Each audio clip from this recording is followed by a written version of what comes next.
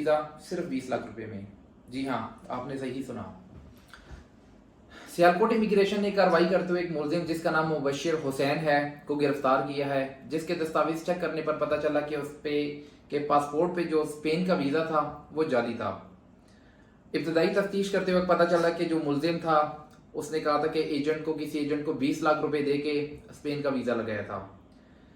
तो इससे पहले मैं कई बार आपको कह चुका हूँ कि जो डन बेसिस वीज़ा होता है इस पर कभी भी ना अप्लाई किया करें, क्योंकि देखें जो एजेंट्स होते हैं वो कभी भी आपको वीज़ा नहीं दे सकते डन बेसिस पे। ये सिर्फ उनकी जेबें भरने के लिए और आपको धोखे देने के लिए होता है, ऐसा कभी भी पॉसिबल नहीं होता। इतना आसान नहीं होता कि हर कोई भी एजेंट जो है ना वो आपको कहे कि आप 10 लाख 20 लाख में मैं आपको किसी भी कंट्री का या यूरोप का या यूएसए का मैं आपको वीज़ा दे दूं, ऐसा पॉसिबल नहीं है। और देखें, इसके लिए अब हमेशा मैं कहता हूँ आप कॉमन सेंस यूज़ किया करें। आप एटलीस्ट अगर किसी एजेंट को पैसे देते हैं, आप उससे पहले प्रोसेस पता करें कि प्रोसेस क्या है।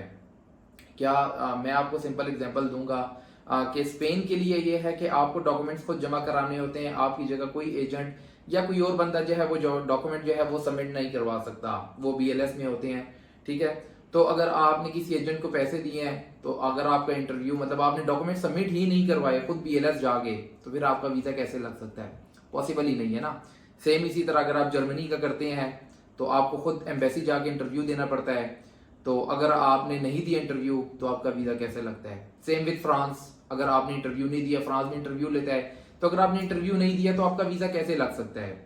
तो ये देखें, ये सारी चीज़ें होती हैं कि अगर आपका जो है ना वो हुआ ही नहीं है तो आपका वीज़ा कैसे लग सकता है। तो देखें, इसके लिए आप हमेशा जो है ना आप लोगों को जिस कंट्री के लिए भी आप अप्लाई करें, आप लोगों को कुछ इन्फॉर्मेशन ज़रूर होनी चाहिए कि यार इसका प्रोसीजर क्या है और अप्लाई कैसे होता है। और कोशिश यही किया करें कि जो है ना आप खुद अप्लाई किया करें, किसी भी एजेंट के हाथों में ना आए, क्योंकि देखें एजेंट कभी भी आपके लिए ना वीज़ा नहीं लगवा सकता, वो वही डॉक्यूमेंट्स आपसे लेके सबमिट करा देता है। हाँ, कुछ एजेंट्स होते हैं जो कि आपको प्रॉपर गाइड करते हैं, मतलब कुछ चीज़ें जो मिस होती हैं आपकी या जो आपने लगानी होती है वो उसको लगाते हैं या कुछ ऐड ऑन करते हैं, लेकिन अदरवाइज वो आपके ही डॉक्यूमेंट्स होते हैं। वो अपने कोई ऐसा नहीं होता कि सपोज करें आपकी बैंक स्टेटमेंट में कुछ नहीं है, वो अपनी बैंक स्टेटमेंट लगा के आपको वीज़ा दिलवा देंगे, नहीं, वो आपकी ही बैंक स्टेटमेंट लगाते हैं। तो अगर वीज़ा मिलना हुआ वो आपको ही मिलेगा, वो किसी एजेंट की वजह से आपको कभी भी नहीं मिल सकता।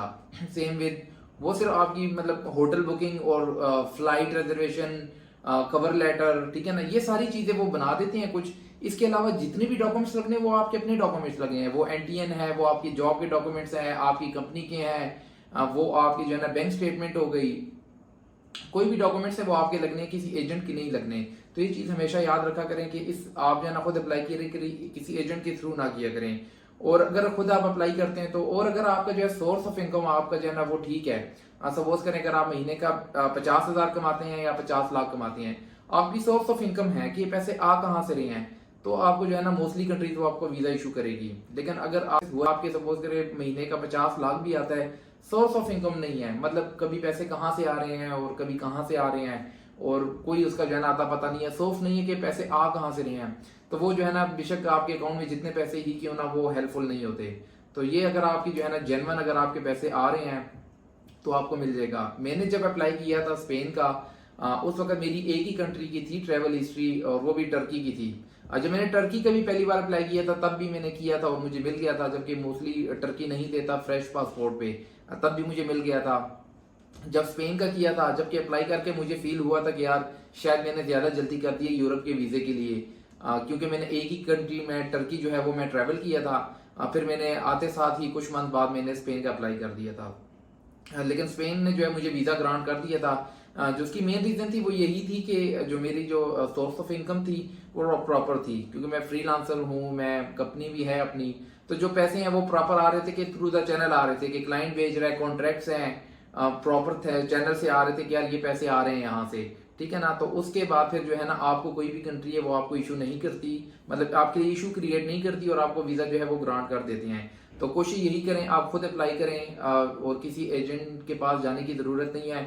हाँ, अगर आपको कोई प्रॉब्लम है किसी चीज में, सपोज करें आपको कवर लेटर बनाने में प्रॉब्लम आ रही है, होटल बुकिंग की प्रॉब्लम आ रही है, या हो कोई अगर आपको जो है ना किसी डॉक्यूमेंट्स है, चेकलिस्ट है, उसमें आपको प्रॉब्लम है, तो आप कमेंट कर सकते हैं। तो मैं कोशिश करूंगा आपकी पूरी पूरी हेल्प करने के लिए। उम्मीद है आपको जो है ना ये वीडियो भी पसंद आई होगी। शुक्रिया, अपना ख्याल रखिए।